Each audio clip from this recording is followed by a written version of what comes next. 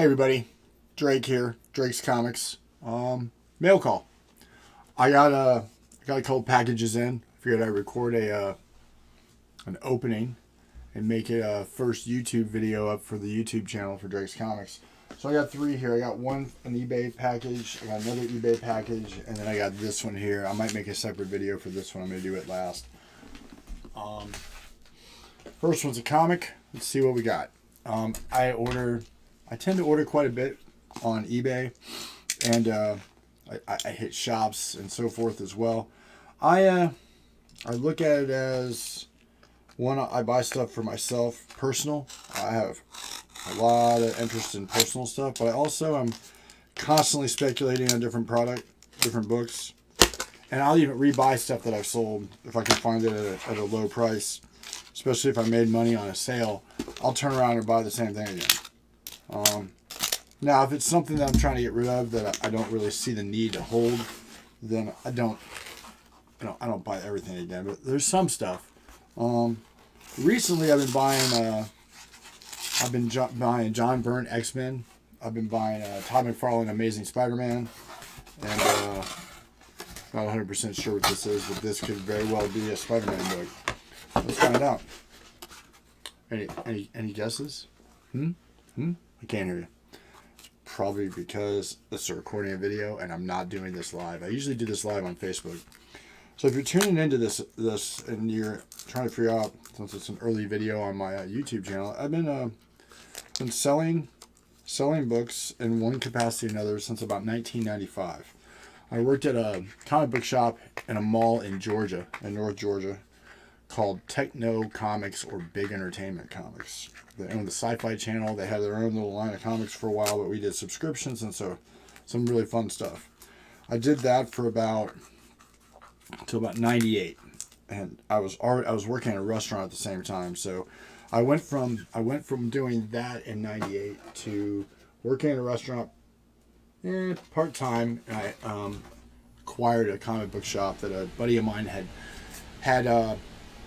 He had sold the store to a customer, and then turned around, and the guy ended up running into the ground, and he repossessed the store. I was trying to find a way to trying to find someone else to take it over. So I ended up buying it, and I had that store from 98 till 2005, and that was a brick and mortar location in Duluth, Georgia. It was called Drake's Comics.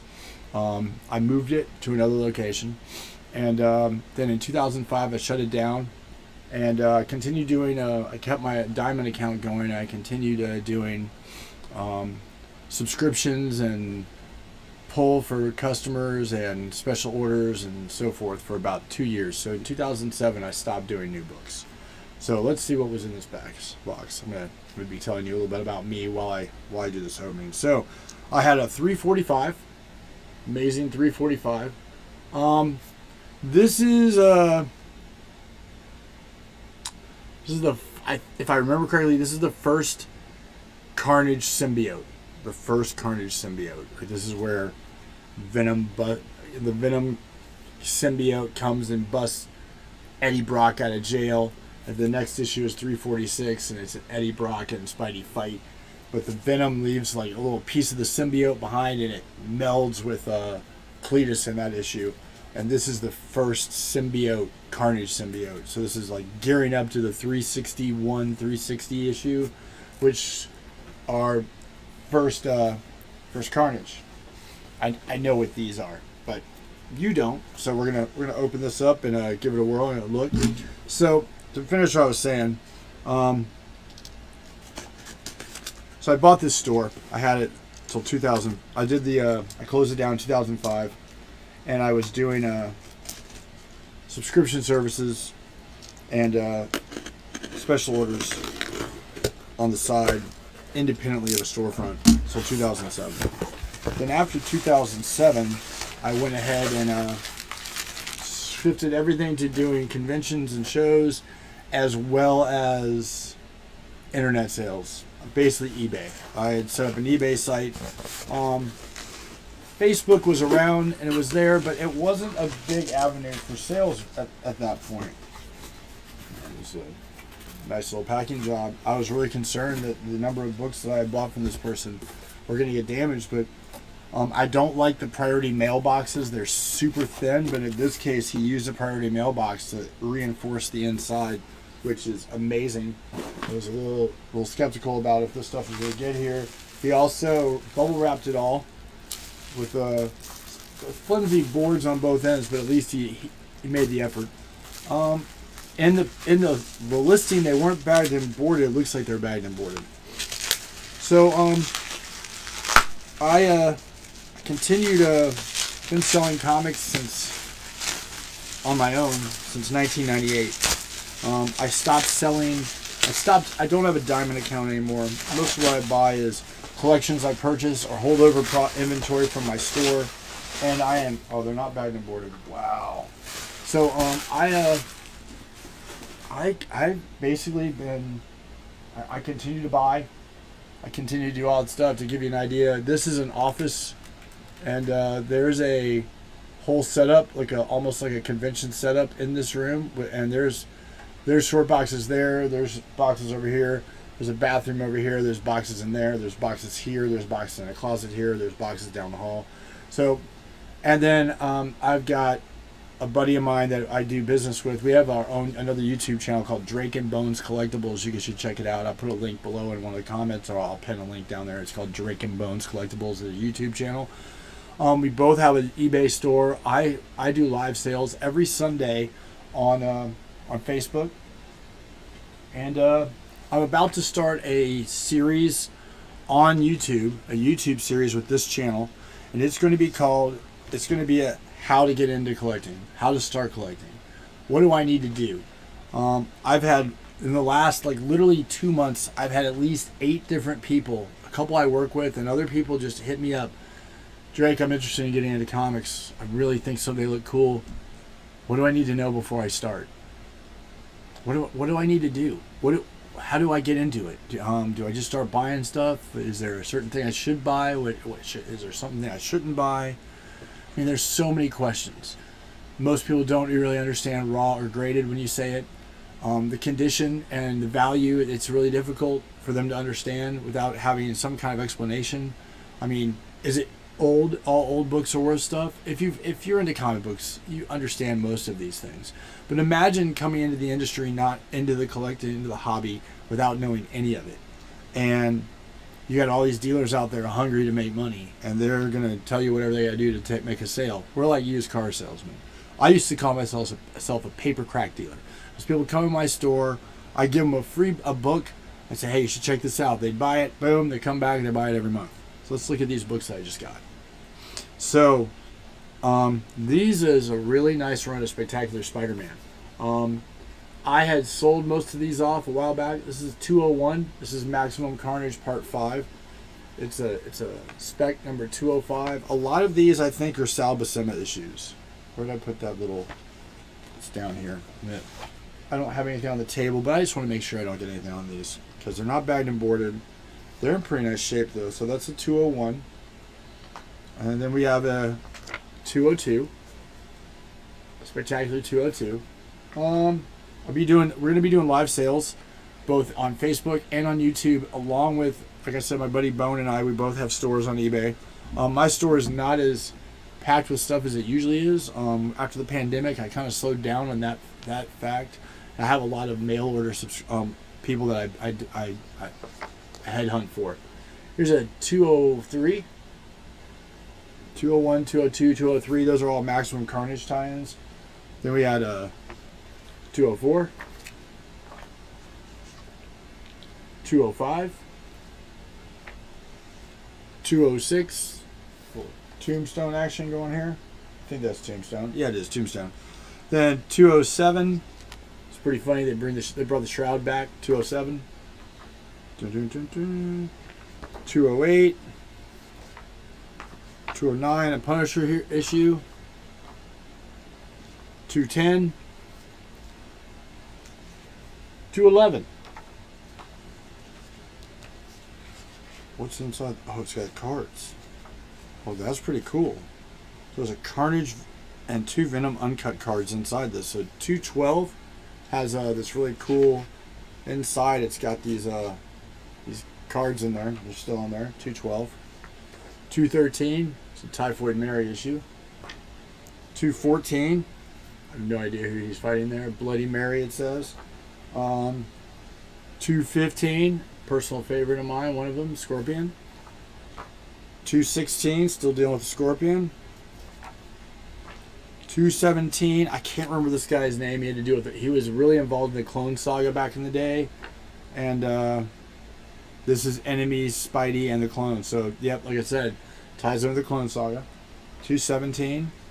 218, it looks like it's Puma. 219 with a Daredevil crossover. We got a 220, if I remember correctly. This is where she tells him that they're pregnant with May, the little girl that would become Spider-Girl that Norman Osborn would kidnap and take, and they would think they lost the baby. 221 is a Doc Ock appearance. 222, I'm pretty sure this is another clone. 223 is bagged for some reason, and it's a die-cut cover. This was pretty cool, 223. Then we got Ben Reilly sighting, 224. 225 is a Green Goblin cover. It's a special edition with the hologram on the cover. 226, it's a Ben Reilly cover again. 227 is the supposed death of Kang, of Kane during the Maximum Clonage. Was another clone in the Clone Saga. You got 228. 229 is a Giant Size Spectacular. It's a really cool cover with the regular cover is it's Scarlet Spider. You open it, you got Spidey behind it. It's really cool. You got 230, 231, 232, 233 is a Carnage cover. It's really nice. 234 is a Blood Brothers with a Hobgoblin on the cover. 235. 236. More cards than that one. 237. 238. 239. This is a pretty nice set little run I got. 240. 241. All of these are like VF or better. Some of them are really nice. Some of them got a little corner damage because they're not bad and boarded. 241, but for the price I paid for them, I was okay with it for the size of the run. 242. 243. 244, little Kraven the Hunter action. 245. 245, that's a nice cover. 246, we got the spot going on in here. And then last but not least, we got issue 247, a Jack-o'-lantern cover. Alright, so that completes the mail call on that side. So to finish my what I was saying was, so basically right now I've been on social media for a long time, but I'm just now getting into using stuff outside of Facebook. So I've got a Twitter account I'm about to start. I've got a TikTok page I'm about to start. I've got this YouTube channel that I'm just now getting going. So in the coming days and over the next week or two, you're going to see a series of parts of how to get into collecting. I would tell you the first thing: buy what you like, and have a plan, and understand why am I buying it. Am I buying it because I want to read it? Am I buying it because I like the art? Am I buying it because I want to resell it and I think I'm going to make money? It doesn't matter. It can be a mix of all of them. But you need to know why you're buying and what you want to buy. Do you want to buy new books? Do you want to buy classic old books? What's your draw to the comic books and why you want to do it? These are questions you have to have answers to this before you ever start spending the first penny. And then based on how you answer it is how you're going to start. And the first thing I'm going to tell you is you need to get educated. And I'm not saying you need to buy them. I'm not saying you got to buy them, but there's a couple things that you should consider picking up if you're going to buy books, especially older books. One is the Overstreet Comic Book Price Guide. You can go online to comicbookpriceguide.com and you can sign up for free. They'll let you check up to like 5 or 10 books a day on prices. But this is a guide It gives you a breakdown on the grades and the prices based on grades. I'm not going to worry about explaining that now, but based on different conditions, books have different grades. It's a 10-point grading system. 10 being a gem, perfect, to 0 being just a piece of trash, and everything in between. But it'll give you an idea. It'll even tell you in certain issues, certain keys, like this issue has the first appearance of that, this character first appeared here, and so forth. This is kind of like the Bible of pricing and understanding what something's worth. This is a great start. eBay and Mercari and the shopping and Google and shopping on the Google to see what people are paying. But it's such a wide range. It's better to have like a nice mid-range starting point, and that helps. The second one is understanding how grades are determined. And that's why I would tell you a comic book grading guide, which goes through and gives you visual examples of different grades and explains why they are and how they work and everything else. And it gives you an idea, because at the end of the day, if you're buying older books, like I bought, see if I can find one. I'm selling this right here. This is an Avengers 29. Avengers 29. I'm going to open this up. I'm going to give you a little quick look at it. So you got Avengers 29 right here. This is a really nice copy, but it's probably a mid-grade copy. I mean, it looks great. It looks great in person, looks great in on the camera. It's got decent white, off-white cover pages, but all of these things and corners and what's going on in the bind and all this stuff goes into deciding a grade, and each thing takes a point off. And between 9 and 10, they have that broken down into other sections, but a lot of times people just don't understand what they've got. They'll say, oh, it's great, this is awesome, and you get the book and you're like, oh man, this is not great and it's not awesome. So this gives visually, helps you kind of understand, but at the end of the day, book grading is subjective. Everybody's going to come to a different opinion. That's why people will send a book they think is going to be a 9.8, which is a high end, going to get a lot of money for it if it's a popular book, to CGC or CSBS or one of these grading companies, and they expect it to come back and they're going to make money, it's going to be great, and then it comes back and the grade is lower than they thought. Because it depends on what grader is doing the grading and how they look at it. And a lot of times, like when I'm looking at a book to sell, I'm grading it and I'm looking at it and I'm fudging in the buyer's favor, and I'm going to say it's a little worse than I might think it actually is.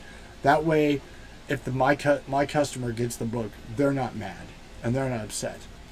Some people just don't understand the system at all. They see a picture or a scan, they're like, I'm great with that one, I'll take it.